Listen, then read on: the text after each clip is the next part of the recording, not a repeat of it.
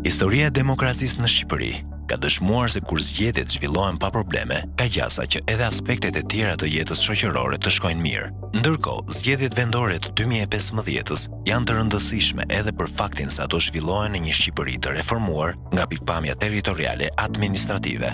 Në këtë klim, është themeluar për herë të parë në Shqipëri dhoma zgjedhore, një nismë e 7 organizatave vendase, të cilat përmes një infrastrukture të vënë në dispozicion nga Fondacioni Soros, kanë ngritur një grup të përbashkët pune për të vlerësuar zgjedhjet dhe për të fuqizuar komunitetet vendore. Synimi i kësaj nisme është që shoqëria civile vendase, duke folur me një zë të vetëm, të jap një vlerësim për zgjedhjet në Shqipëri.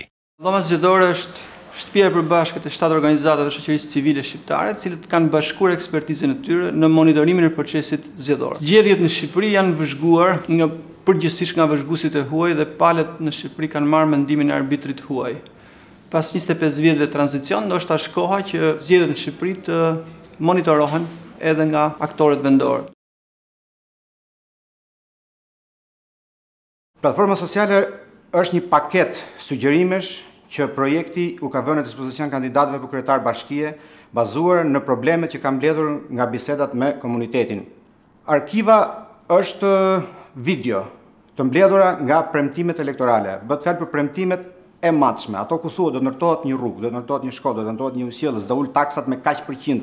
Të gjitha këto premtime, për të mos u harruar, janë mbledhur për zë dhe figurë përmes filmimit audio-video, do të hidhen në YouTube. Do të ketë akses çdo kush përmes një kanali të posaçëm në YouTube dhe do t'i shërbej përmirësimit të standardit politikës në mënyrë që politikanët tashmë, duke e ditur që janë në monitorimin e shoqërisë, të bëjmë premtime të logjikshme, të bëjmë premtime bazuar mbi platforma financiare dhe jo premtime vetëm për fushat, vetëm për të marrë vota. Një kopje e këtyre premtimeve video audio do t'i dorëzohen mediave lokale dhe qendrore, të cilët do të trajnohen se si të vazhdojnë të jenë monitoruesit edhe pas mbarimit të këtij projekti për 4 vjet. Në kuadër të dhomës zgjedhore, Qendra për Çështjet e Informimit Publik do të sigurohet që të gjejë, të identifikojë dhe të sjellë të përditësuara të gjitha aktet normative dhe aktet nënligjore që kanë të bëjnë me procesin zgjedhor, gjithashtu edhe me pushtetin vendor, pasi keni parasysh zgjedhjet e 21 qershorit vitit 2015 do të aktivizojnë një reformë historike që është reforma territoriale administrative. Është shumë e rëndësishme që busulla si e qytetarëve, si e atyre që do të jenë subjekte të reja të cilat hyjnë në jurisdiksionet e bashkive të mëdha që do të krijohen. Ashtu edhe të zgjedhurve vendor, qofshin këta vendimarrës apo administratorë të bashkive të reja, busull të kenë ligjin, që do të thotë që ligjet duhet të jenë aty të konsultueshme në çdo kohë, pa pagesë dhe të përdorshme të atill që të mos krijonte vështirësi për ta aksesuar efektivisht legjislacionin. Zalart funksionon si aplikacion mobile e njëkohësisht si web. Qytetarët mund të raportojnë me fjalë, me video, me foto, duke shënuar dhe lokalitetin pra zonën gjeografike ku ndodhen. Kështu krijohet harta Zalart, me probleme të raportuara nga qytetarët. Zalart është një opsion për të sjellë të vërteta dhe për t'i vënë ato në dispozicion të kujdo që ka dëshirë të kuptojë se si po zhvillohet një proces zgjedhor. Indeksi i zgjedhjeve është një matricë e cila përmbledh të gjitha projektet e organizatave të shoqërisë civile që janë duke monitoruar zgjedhjet në Shqipëri dhe mbi bazë të këtyre raporteve do të krijojë një produkt të sintetizuar për të bërë një vlerësim të situatës së zgjedhjeve si përpara, gjatë zgjedhjeve dhe mbas tyre.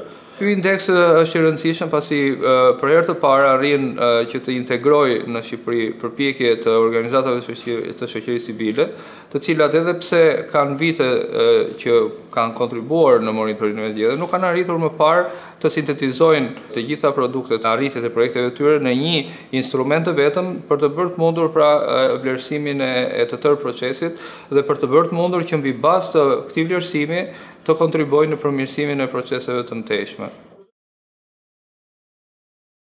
Për herë parë në Shqipëri kemi bërë hartën e riskut elektoral, ku bazohet në atë që quhet cilësinë e kandidatëve, burimet informale të financimit, problemet lokale, konfliktet ndryshme midis komuniteteve dhe problemet tjera që lidhen me mënyrën si zhvillohet fushata elektorale dhe përdorimi i aseteve publike në fushatë. Harta e riskut elektoral vlen spari për monitoruesit dhe për mediat, për t'i orientuar ata se ku duhet të përqendrojnë monitorimin e tyre gjatë fushatës elektorale. Vlen për partitë dhe kandidatët në mënyrë që të nëshojnë sjelljen e tyre dhe sidomos për liderit politik të japë mesazhe krejt ndryshe për zgjedhësin në këto zona specifike.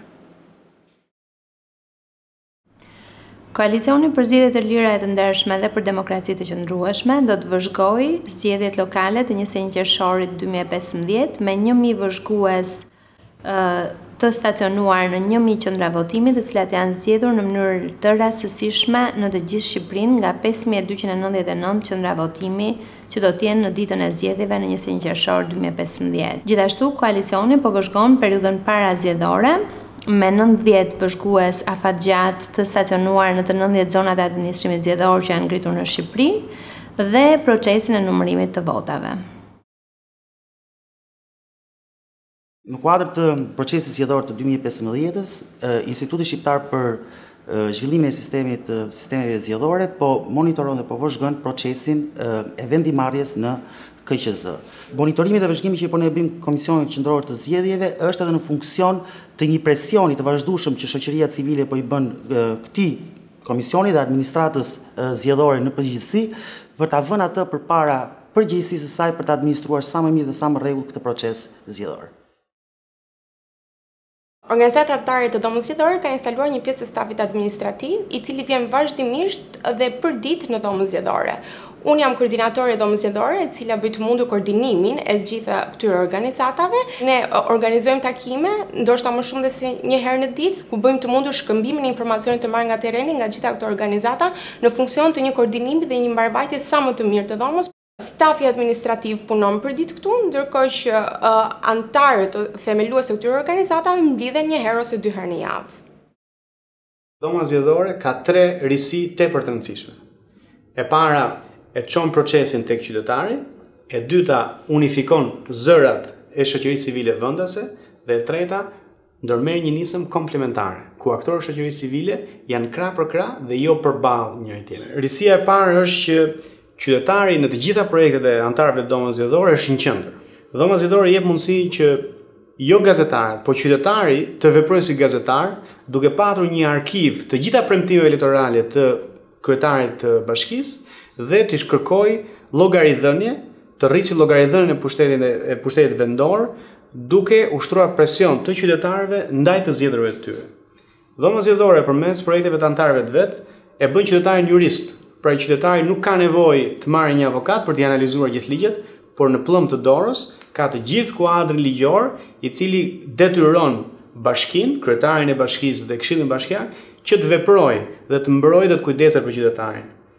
Projektet e dhomës zgjedhore në këtë kuadër i japin mundësi çdo qytetari që të veprojë si vëzhgues. Pra qytetari nuk ka nevojë që të marrë certifikimin e KQZ-s për të monitoruar zgjedhjet, por përmes Zalartit ai mund të futet online, të raportojë dhe të jetë pjesë aktive e monitorimit të zgjedhjeve. Risia e dytë e dhomës zgjedhore është që i bën bashkë zërat e gjithë shoqërisë civile. Është e vërtetë që kjo nuk është nisma e parë e organizatave shoqërisë civile, por është hera e parë ku nga kakofonia, ku të gjithë aktorët vendas flisnin dhe monitorojnë zgjedhjet, konvertohet në një polifoni, ku përmes indeksit të zgjedhjeve, të gjithë zërat vendas bëhen bashkë dhe ofrojnë një alternativë të zërit ndërkombëtar. Risia e tretë është që bashkëpunimi i anëtarëve të dhomës zgjedhore është komplementar. Nuk ka një konkurrencë, le të themi, të pashëndetshme midis aktorëve të shoqërisë civile, por të gjithë anëtarët plotësojnë njëri tjetrin. Një anëtar monitoron zonat e riskut, një anëtar përgatit kuadrin ligjor dhe këtë e ndan me anëtarët e tjerë në mënyrë që veprimtaria të jetë e unifikuar, por në thelb shoqëria civile vendase të veprojë si e vetme. Dhoma zgjedhore do të vazhdojë veprimtarinë e saj edhe pas zgjedhjeve vendore të 2015-s, pasi demokracia nuk kufizohet te kutia e votimit. Për më tepër, kjo nismë mund të na tregojë nëse 25 vite mbas rënies së komunizmit ka ardhur koha që shoqëria civile vendase të jetë në gjendje të flasë me një zë të vetëm për zgjedhjet në Shqipëri.